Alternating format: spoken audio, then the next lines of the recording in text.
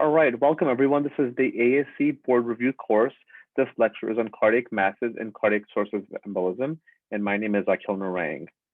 There's a number of questions that we should ask if you visualize an echocardiogram with an intracardiac mass. I think from all purposes, we should first consider where is this mass located? What is the differential diagnosis? What are the anatomic and morphological features of the mass? So what is the appearance, size, shape, extent, and spatial relationship of the mass to adjacent structures? What is the clinical presentation and clinical consequences of the mass? And what are the potential treatment options? And so today's lecture will go through everything that you can think about with respect to intracardiac masses and tumors. Now, the fundamentals a little bit on this, echocardiography, as we all know, is often the first imaging modality to investigate cardiac masses. We often use ultrasound enhancing agents, also known as contrast and 3D echo in recent years, that have really enabled for more accurate assessment of masses. We also have now transillumination technologies that can help characterize these masses as well. Both transthoracic and transesophageal echocardiogram are helpful, but we do invoke in these days multimodality imaging, especially with cardiac MRI, CT, and PET. The clinical presentation of masses can be numerous. This includes obstruction, interference with valvular structures that result in regurgitation or stenosis, invasion of the myocardium or pericardium, which can sometimes cause pericardial effusions. It can also impair myocardial contractility, lead to rhythm disturbances, cause embolization, and also have a number of constitutional and systemic symptoms. Now, the differential diagnosis for cardiac masses, these are broad categories, and we'll go into each of these categories with more detail. First, we can actually see normal anatomy and anatomic variants that can sometimes mimic masses. We can also see artifacts. There are also is a category of implanted cardiac devices and structures. These are transcatheter therapies or interventions, surgical valves or devices that can sometimes be mistaken for masses in the right echo context. Vegetations, of course, these are infectious. These are acute or chronic. Thrombus or clot, again, acute or chronic. And then tumors, either primary cardiac tumors or secondary or metastatic cardiac tumors. This schematic breaks down cardiac masses. It's a busy slide, and I encourage you to take the time to come back and review it. Very briefly, we can break down the cardiac mass into either intracardiac or extracardiac masses. If we think about the category on the left of intracardiac masses, we first look at normal variants and iatrogenic things, and we'll talk about each of these, breaking it down by right atrium, left ventricle, left ventricle. And then we have a category of non-tumor mass-like pathology, which has a number of possible differential diagnoses, and then tumor. Within the category of tumor, like we talked about earlier, we have primary tumors, which can be benign or malignant, and then secondary tumors, which can actually be caused by direct extension from another tumor, hematogenous spread, venous spread, or lymphatic spread. When we think about extracardiac masses, the two buckets that we think about are the pericardial or other. Within the pericardial category, again, there's a benign and malignant variety, and there's a lot of miscellaneous things that are extracardiac, which can be seen here. So I encourage you to come back to the slide and review it in a little bit more depth. Let's start with the question. So what is the structure indicated by the arrow? Since this is all virtual and you can come back and look at the lectures at your own speed, we won't necessarily leave many pauses in between questions here. The answer, of course, is a left atrial appendage occluder device. And we'll talk more about this in going forward. But you can see something that looks like it's a man-made figure 8 structure here, which in this case is a left atrial appendage occluder device. First, talk about normal anatomy. I think normal anatomy, as we mentioned, gives the baseline establishment for what potentially can be abnormal. So there are a number of normal anatomic findings in echocardiography that can be mistaken for cardiac masses. This list includes most of the variants of normal anatomy that you might encounter on the boards or just in real life. And so know this list very well, keep it handy, and this might save you questions from referring physicians down the line if you include this information in your report. When we look at the right ventricle, there's moderator bands, tuberculations, and papillary muscles that can look like cardiac masses. If we look at the right atrium, we see the Chiari network occasionally, eustachian valve, and crista terminalis. In the left ventricle, we can see false tendon or chordae, focal hypertrophy of the myocardium, papillary muscles, and tuberculations. Even diverticulum I would add to this as well. And in the left atrium, you can see pectinate muscle in the left atrial appendage, Coumadin ridge, the transverse sinus, actually. And then in the intraatrial septum, you can see lipomatous hypertrophy and atrial septal aneurysms, all of which can mimic cardiac masses. So we'll start with the Chiari network first. The Chiari network is a mobile net-like, fenestrated often structure that can be visualized in the right atrium near the IVC junction or near the coronary sinus. It is the embryologic remnant resulting from incomplete reabsorption of the right sinus venosus valve that persists as a reticular network. Here are a couple of videos that show prominent Chiari networks that demonstrate this net-like structure whipping back and forth in the right atrium.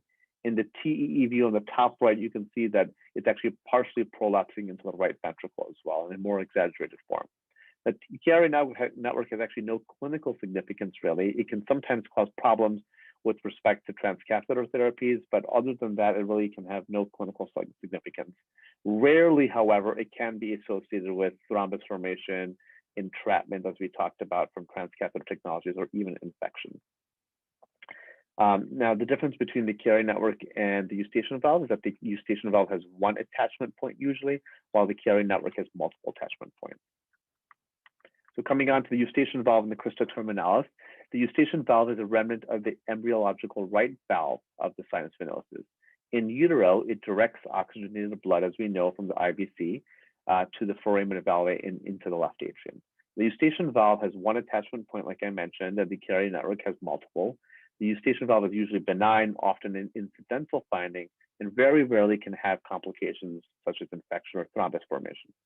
The crista terminalis is a C-shaped or crescent-shaped muscular ridge that spans from the anteromedial wall of the right atrium near the SVC orifice, and it's directed towards the IVC typically. Occasionally, it can merge with the eustachian valve, and the embryologic regression of the septum spurium at the sinus venosus is incorporated into the right atrial wall.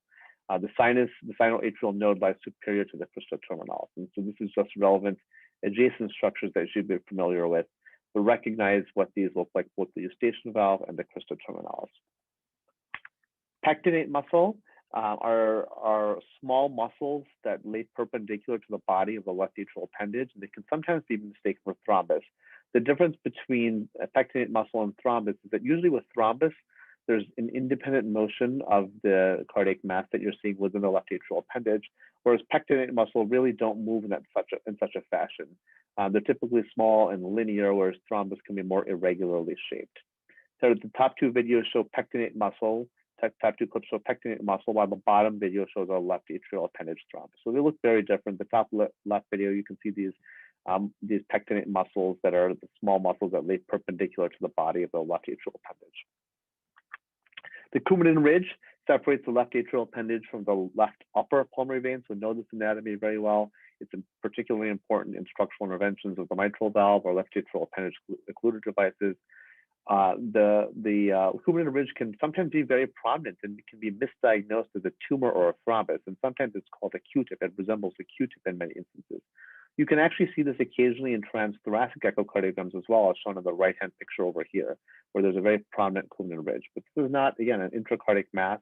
And if you did the TEE in that patient, you would see that this is just a very prominent Coumadin ridge. So looking at the motion of these masses with respect to the cardiac cycle is actually very important as well.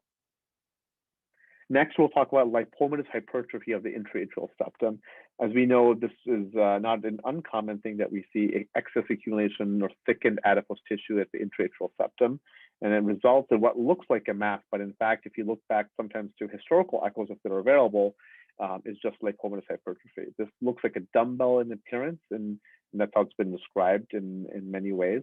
And then this is a very exaggerated example of this, a bicable view TEE showing significant lipomatous hypertrophy of the intraatrial septum. This can make it challenging for structural procedures in order to cross the intraatrial septum. So the transverse sinus is a potential pericardial space between the ascending aorta and left atrium. And when pericardial effusion is present, when there's fluid in that space, the apex of the left atrial appendage can actually appear like a mass within the space. And it's been described as a thrombus in the past before. So just make sure that you don't get confused by this. The transverse sinus can actually also be confused with the left coronary artery. And so these are a couple examples of the transverse sinus. In figures A, B, and C, you can see the transverse sinus marked with an asterisk. And in figure D, and the top right images and the top bottom images, you can see the transverse sinus marked with an arrow.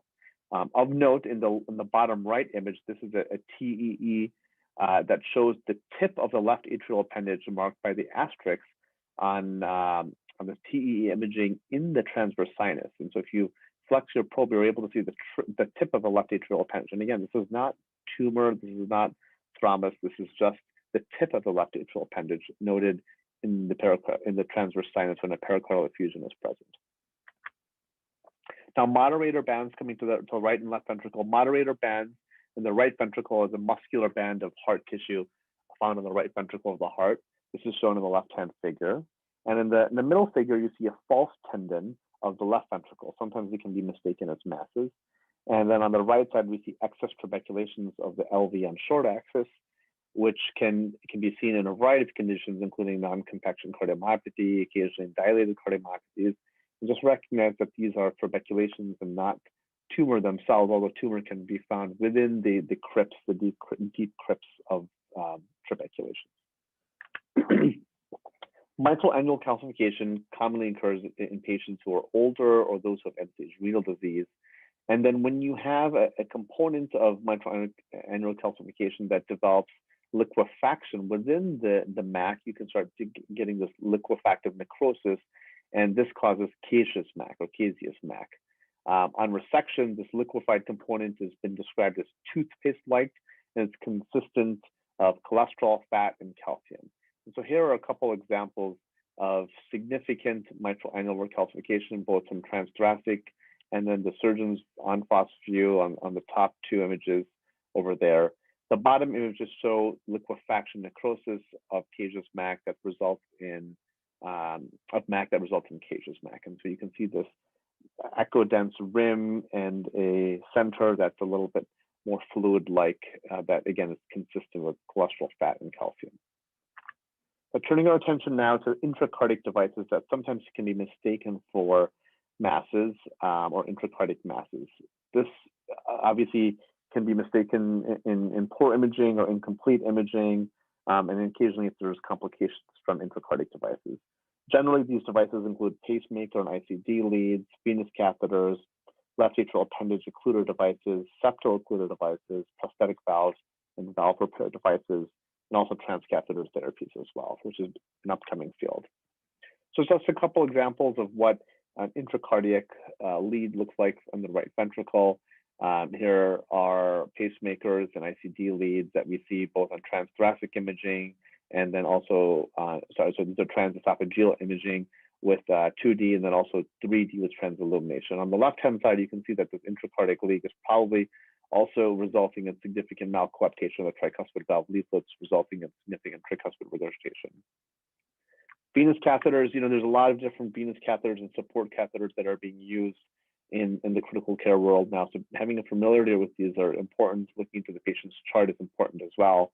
The left video shows a transthoracic echocardiogram of a deeply placed venous catheter with an attached thrombus to it. So you can see within the right atrium that there's a lot of excess mobility of this echo-dense structure here.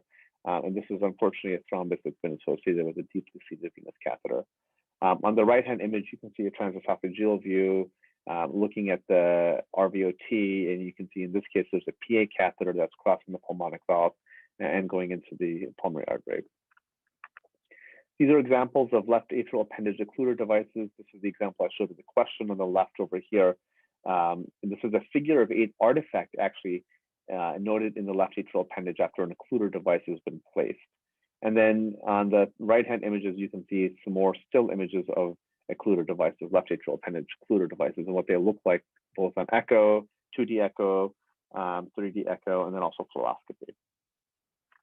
Atrial septal occluders, there's quite a number of them. Typically look like a bulky structure, man-made, echo-bright structure that separates the left and right intraatrial, left and right atriums across the intraatrial septum. Here are a few examples of them from transthoracic echocardiography on the left-hand side.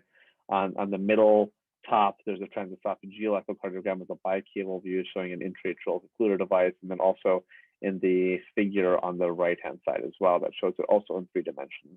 It kind of looks like a dumbbell with a small central component. That's the most common type of atrial septal occluder devices that are noted. Again, prosthetic valves and repairs can look like intracardiac masses, so we have to be careful that we're not mistaking prosthetic valves or valve repairs for intracardiac masses. The top left shows a Medtronic monoleaflet aortic valve prosthesis with normal valve function. So you see the artifact there. Then you see in the top middle a bileaflet mechanical mitral valve. On the far right top, you see a bioprosthetic mitral valve. The bottom left, you see a bioprosthetic aortic valve. Again, you can see the madman material hugging the LVOT.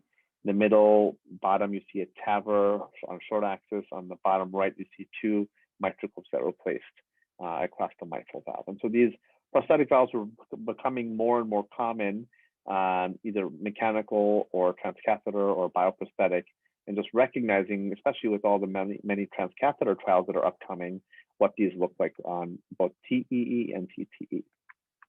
Okay, we'll go to another question now. This is a 76-year-old male who presents to the emergency room with acute onset chest, shortness of breath and chest pain. A bedside echocardiogram was obtained. Which of the following is the most likely explanation for the patient's symptoms? So you see here a large right ventricle, the LV function looks fine, the LV comparatively looks much smaller, and you see an echodense structure that's traversing from the right atrium across the right ventricle. And of course, this is a pulmonary embolism with clot in transit. So thrombus is a large category of intracardiac masses that we will see. Thrombus, again, is the most common actually cardiac mass noted.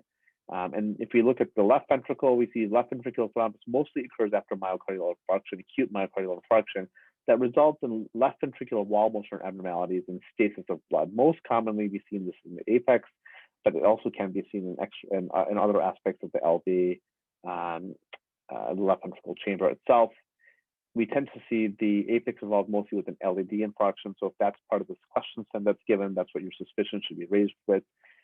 These thrombi can be formed within 24 hours after acute MI, and 90% of them form usually within 2 weeks after acute myocardial infarction. The incidence has been reported to be 5 to 15% of all MI patients, and I think this was decreasing in the contemporary era with PCI, but recognize that a non-trivial amount of patients with myocardial infarction will develop thrombus. We often want to use contrast in these situations to be able to highlight this a little bit better, so that's one thing to keep in mind. When patients who have LV systolic dysfunction or dilated cardiomyopathies, again, sometimes you can expose the crypts and the trabeculations, and these are more likely to form thrombi in there as well. One report suggested the incidence of a left ventricular thrombus is up to 50% in patients with severely depressed ejection fractions less than 20%. And interestingly, in patients with severe MR in these situations, it might actually be protective and not allow for thrombus to form within the left ventricle because of all the blood that's forming in these situations, particularly in the left atrial appendage. We can see thrombus in hypercoagulable states and also superimposed at intracardiac masses. Specifically, patients with endocarditis can have superimposed thrombus. We can also see thrombus not infrequently on intracardiac devices, particularly pacemaker or ICD leads. The differential diagnosis we talked a little bit about, but includes trabeculations in the LV, false tendons, tumors, apical hypertrophy, hypereosinophilic syndrome, and then also even artifact. So here are a few examples now of thrombus within the left ventricular apex. You can see pretty clearly without contrast on the left-hand image that there's a significant thrombus burden there. There's wall motion abnormalities, poor LV function, and resultant thrombus in the left ventricular apex. The middle image, you see another aspect where you see the akinesis of the apex of the heart, and there is mobile thrombus there as well. And the right-hand image, you see a pedunculated apical thrombus, so there's a little bit of a stalk that's associated with here and highly mobile as well. A few more examples of why it's important to use contrast. Well, on the left-hand image, we see here that the basal and mid segments are contracting reasonably well, whereas the apical segment is akinetic. We go slightly off axis and we see something that looks like there's a potential filling defect there. And after administration of thrombus, it really becomes much more obvious. So what are some predisposing conditions for left ventricular thrombus? There's a list of them that are shown on this slide, and I won't go through all of them, but come back to the slide and please pay attention to them. There are many things that can cause left ventricular thrombus, or at least be a predisposing or risk factor for them. So thrombus can also form in the left atrium or left atrial appendage, and it also form in the right heart as well. Right atrial appendage, which again is a little bit hard to visualize and less common than the left atrial appendage. You can also see catheter-associated thrombus, which we mentioned, clot in transit or pulmonary embolism, and then also even within RV tuberculation. These are examples of left atrial appendage thrombus. You can see here hypermobile structure that's independent of the cardiac cycle on images on the left. And on the middle image, you can see here during a portion of the cardiac cycle that the thrombus is actually extending into the left atrium in the middle of the cavity. And then on the right-hand image, you see a 3D on-plot view of the left atrial appendage with mobile thrombus noted if you look carefully as well. It's right over here. Left atrial appendage thrombus, you can see this in cases of in situations of mitral stenosis. There's a bicable view of a patient with a large thrombus sitting on the intraatrial septum.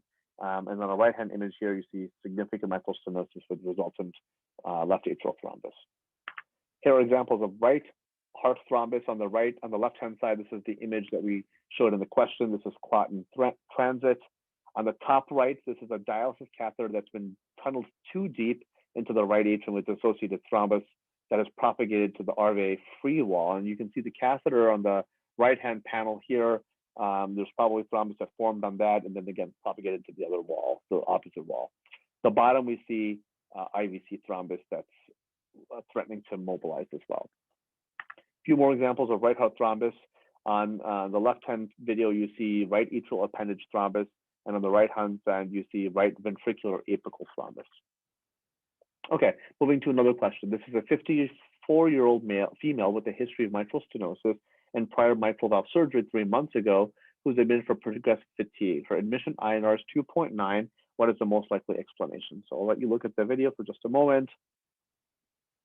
And the answer, of course, is prosthetic mitral valve endocarditis. You can see there's hypermobile structures independently of the cardiac cycle attached to the mitral valve, by the mechanical mitral valve here.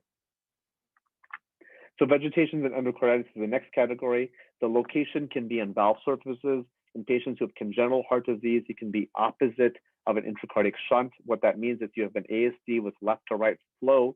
You can have vegetations that are on the RA free wall. You can have vegetations that occur on prosthetic materials or devices. That includes valves, of course, and also intracardiac leads.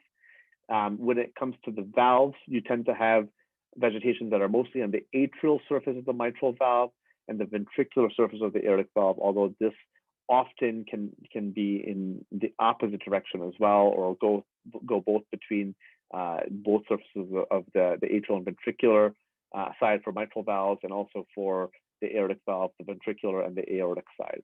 The characteristics of vegetations and endocarditis include mobility. This tends to be one of the most characteristic things that we notice about them, that they're independently mobile of the cardiac cycle.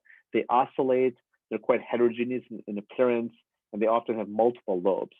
And the echogenicity might be different from surrounding nearby tissues. And so paying attention to what the myocardium echogenicity is and comparing it to what you might see in a valve gives you a suspicion that something could be an infectious process going on.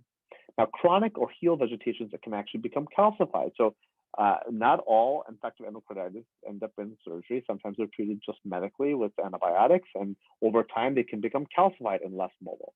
Now, obviously, we know the consequences of vegetations or endocarditis include valve regurgitation and or stenosis, especially with larger vegetations that actually obstruct the valve. The lesions can be infective or non-infective, meaning if they've been treated with antibiotics for quite some time, they actually might be sterile. But we can see superimposed thrombus. And sometimes when people have septic emboli, it's not necessarily the remnants of the infective vegetation that's embolizing, but it might be thrombus on top of that that's embolizing. And the sensitivity for detecting infective endocarditis by transthoracic echocardiogram is low. It's 50%, ranging from 30 to 70% in studies. And with TE, this is why we do TE, the sensitivity is much higher, greater than 90%. So here's an example of a mitral valve endocarditis. You can see extensive involvement of the posterior mitral valve leaflet on the left-hand image, and then on the right-hand three-dimensional image involving, again, the posterior leaflet near P1 commissure and the scalp, near the P1 scalp and also the commissure. Here's an example of aortic valve endocarditis. You can really see that the aortic valve was quite destroyed in the left-hand image. The cusps of the aortic valve have multiple vegetations on them. And then on the right-hand image, we see that there's significant endocarditis noted as well, bulky, dense, highly mobile echo structure noted as well. Here's an example of mitral and aortic valve endocarditis. These are still pictures.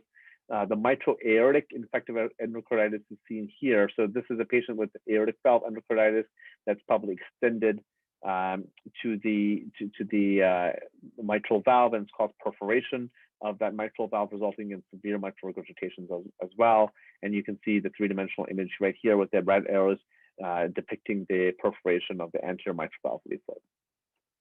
You can see tricuspid and pulmonic valve endocarditis in IV drug users, especially patients with dialysis catheters or other venous catheters or pacemaker or ICD leads in the right heart as well. And so here on the left-hand side, you see large tricuspid valve endocarditis, and the right-hand picture is a still image showing there's a vegetation on the pulmonic valve from a TEE.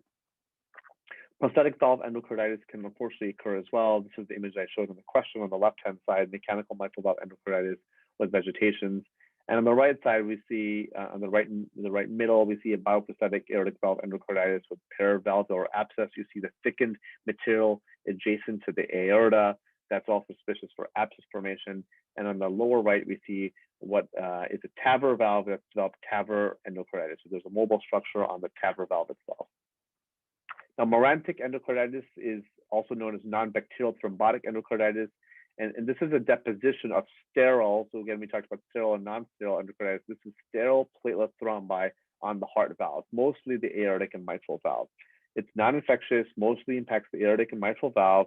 And this diagnosis should be suspected in patients who have acute stroke with either underlying cancer, lupus, or antiphospholipid antibody syndrome. So those three things can result in morantic, non-infective, non-bacterial thrombotic endocarditis. And the treatment usually consists of anticoagulation and treating the underlying malignancy or associated condition.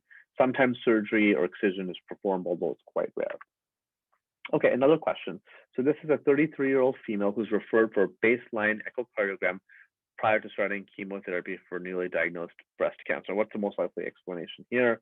And we can see on the mitral valve, there's a round regular structure that's noted. Again, the history suggests the patient otherwise has no issues. This is a surveillance echocardiogram. This is most likely a papillary fibroblastoma. So now we'll talk about primary cardiac tumors. This is the breakdown of primary cardiac tumors. Most of them are benign, 80%, and 20% are malignant. So know these lists very well. These lists are important to know. The most common benign primary cardiac tumors are myxomas, papillary fibroblastomas, lipomas, rhabdomyomas, and fibromas. From the malignant side, you can see a lot of sarcoma here, lymphoma, mesothelioma, teratoma, and a few other things that are more rare. We'll start with myxoma first. So myxoma is the most common adult primary cardiac benign tumor. The presentation can be quite variable. It can be incidental. It can be subtle constitutional symptoms like low-grade fevers, chills. It can actually be heart failure if it causes obstruction of the mitral valve, syncope, stroke if there's superimposed thrombus, embolic events, and even obstruction. Most of these cases are sporadic. 10% are familial, so it's important to take a good family history. In terms of the location, 75% are located on the left atrium attached via a pedicle or stalk to the intraatrial septum near the fossa ovalis. Less frequently, but still not unheard of, we can see them in the right atrium or even in the ventricles. 2 to 5% actually recur after resection, so they do need surveillance imaging periodically. And on echocardiogram, they appear to be smooth in texture. So here are a few examples of myxomas in the left atrium. On the top left, you can see a large left myxoma that's occupying the entirety of the left atrium and it's prolapsing briefly across the mitral valve. The middle picture we see, middle video, we see a prolapsing myxoma across the mitral valve as well, attached to a stalk on the intraatrial septum. And then we see a three-dimensional version of this on the right-hand picture over here. Another example of a left atrial myxoma that's prolapsing across the mitral valve and it's associated M-mode tracing. This M-mode tracing you absolutely need to know. It will show up in your boards. And you can see again on the left-hand picture, it's a mobile structure that's pretty smooth in appearance. This one has a few lobules associated with it, but it's attached to a stalk on the intraatrial septum. Now we talked about atypical locations of myxomas as well. This is a right atrial myxoma. It has the same appearance. This is the left-hand picture with a large mass attached to a stalk in the intraatrial septum. You can see this is causing functional tricuspid stenosis, so very significant obstructive disease that's being caused in this particular case. And we mentioned valvular myxomas as well. And again, not as common, but they can happen, where we see small structures that are associated on valves. These are different. These are hard to differentiate sometimes from papillary fibroblastomas. So if you see an image like this, papillary fibrobblastoma is still going to be your first thought, but do recognize that occasionally when we resect this, we get histology back and are surprised to find out that indeed it's a myxoma. So let's move to papillary fibroblastomas right now. This is the second most common primary benign neoplasm in the heart. These are usually round solitary lesions that are located on the aortic valve, commonly in the mitral valve. These are much more common than the other valves, tricuspid valve and pulmonic valve. And rarely are they on endocardial surfaces as well. They can be located on either side of the valve, and they typically have a frond-like surface and a shimmering appearance. They tend to be in the mid portion of the valve, unlike Liebman-Sachs endocarditis, which is along the coaptation points of the valve. Again, these are often discovered incidentally, but they do carry with them an increased embolic risk. And so occasionally we will identify this in a patient who had a stroke, and we have to then suspect that this is the etiology, especially if it's on the left side of the heart. They generally don't disrupt valvular function like myxomas because they don't cause obstruction. And again, they're non-vascular, so they will not enhance with contrast. The differential diagnosis is shown here, but does include endocarditis, especially in the case of positive blood cultures, Lambos excrescens, which are different from papillary fibroblastomas. These tend to be wispy, small linear structures. We'll show examples of these in a few minutes. So these are examples of papillary fibroblastomas, all of the aortic valve on top and the mitral valve on the bottom. And you can see that they're smooth, round-like structures that you're seeing attached to the valve surface. Here are examples of papillary fibroblastomas that are perhaps a little more atypical. On the left-hand side, we see on the tricuspid valve. In the middle, we actually see a fibroblastoma attached to the papillary muscle. And then on the right-hand side, we see one that's attached to the pulmonic valve, and that was resected and had the consistency of a papillary fibroblastoma. Okay, so now we'll talk about Lambos excrescens. So these are fairly common. The incidence is 5 to 6% of the general population that are referred for a TEE of any indication, and 40% of patients with cryptogenic stroke refer to a TEE. So you can tell already from this demographic that patients with stroke sometimes have these in about almost half the cases, and they can be associated with stroke. They're thin, hypermobile, linear, filiform strands, usually located at the coaptation lines of valves. Most commonly occur in the mitral valve, the atrial surface of the mitral valve, and the ventricular surface of the aortic valve. Rarely do they occur elsewhere. Again, they're also non-vascular. They do not cause valve dysfunction.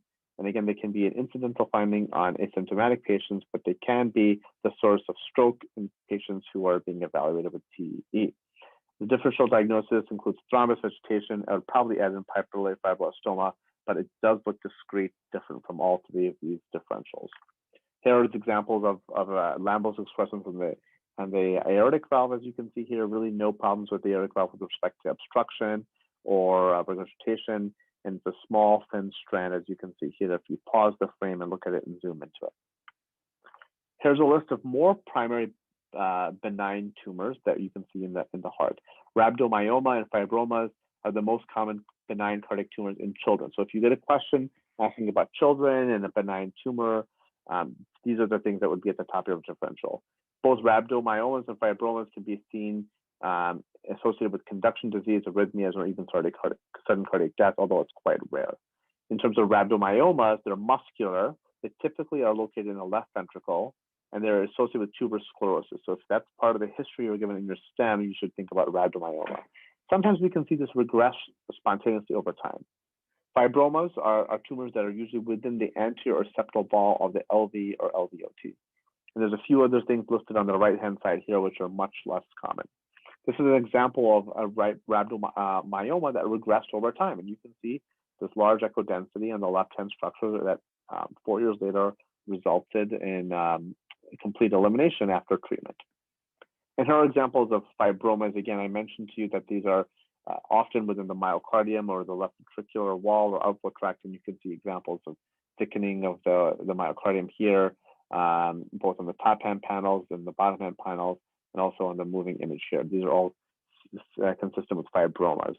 Again, much more common in children than in adults. Okay, let's move towards malignant primary cardiac tumors right now. The vast majority of them are going to be some sort of sarcoma. And there's a lot of sarcomas, a lot of varieties of sarcomas. These include angiosarcomas, which are most commonly on the right atrial side of the heart, sometimes more in the right heart in general. These are much more invasive, highly malignant, and they can cause a lot of metastatic disease to other portions of the body, including lung mets. There are other forms of sarcomas as well, which are left atrial more common. These are undifferentiated rhabdomyosarcoma, fibrosarcoma, leiomyosarcoma, and osteosarcoma. Much less common, we can see mesotheliomas, which also involve the pericardium, lymphomas, and paragangliomas. And so here are a few examples of angiosarcomas located on the right side of the heart. You can see these large masses here.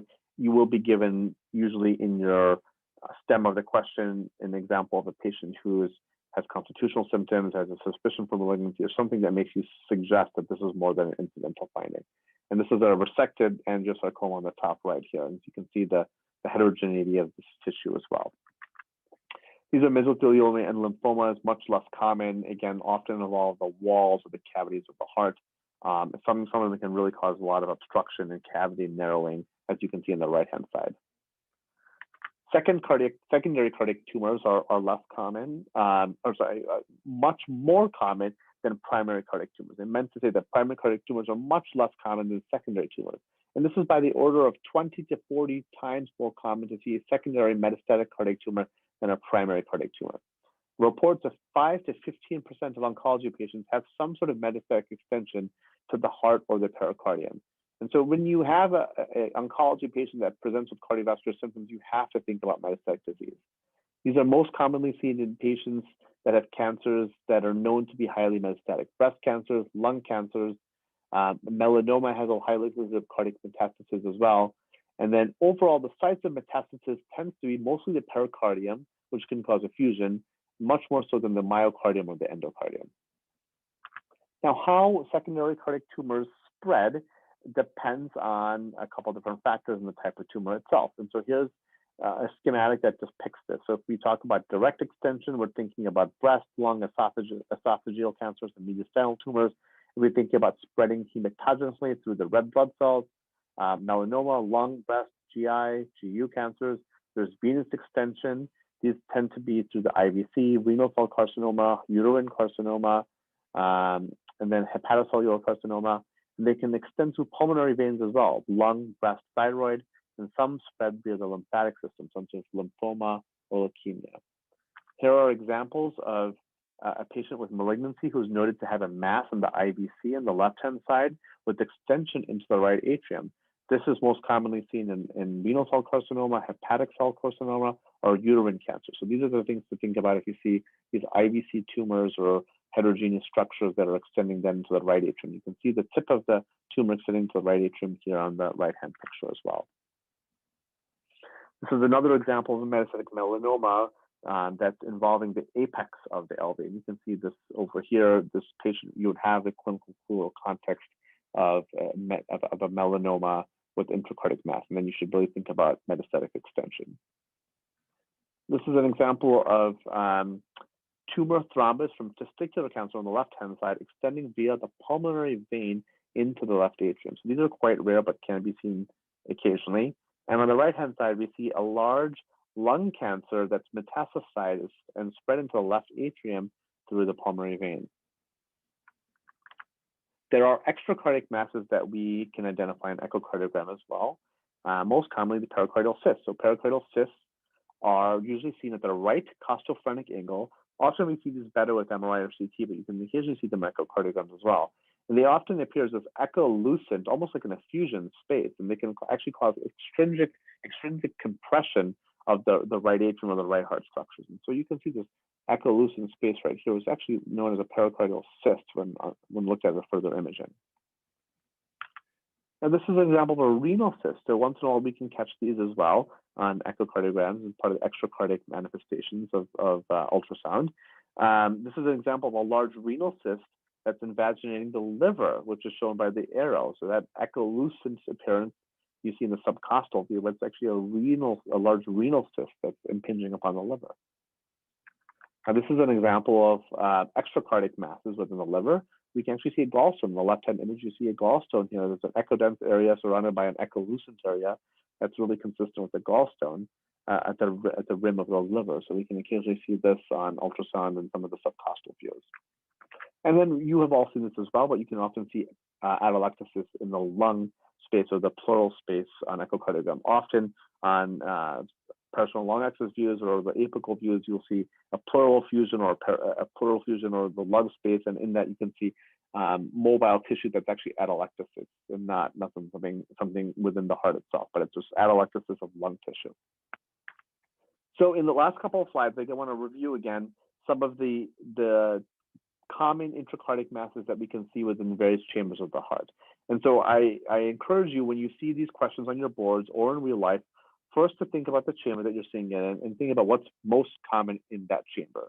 And so this is a nice schematic that goes through each of the chambers, the left and right atrium, the right and left ventricles, the pericardium, and the valves to kind of identify things that are more likely to be seen in those particular cardiac structures. So really commit this to memory, not only for the boards, but in general for your practice. And this is another way that we're showing that schematic with some more detailed information about tumors, either benign or malignant tumors in various chambers of the heart. So pay attention to this, recognize this as well. Here are the references in case you're interested in going back looking at some of the primary documents and literature regarding this. And then as always, good luck with your test. And remember that you have the brains in your head, the feet in your shoes, and you can steer yourself in any direction you choose. And good luck.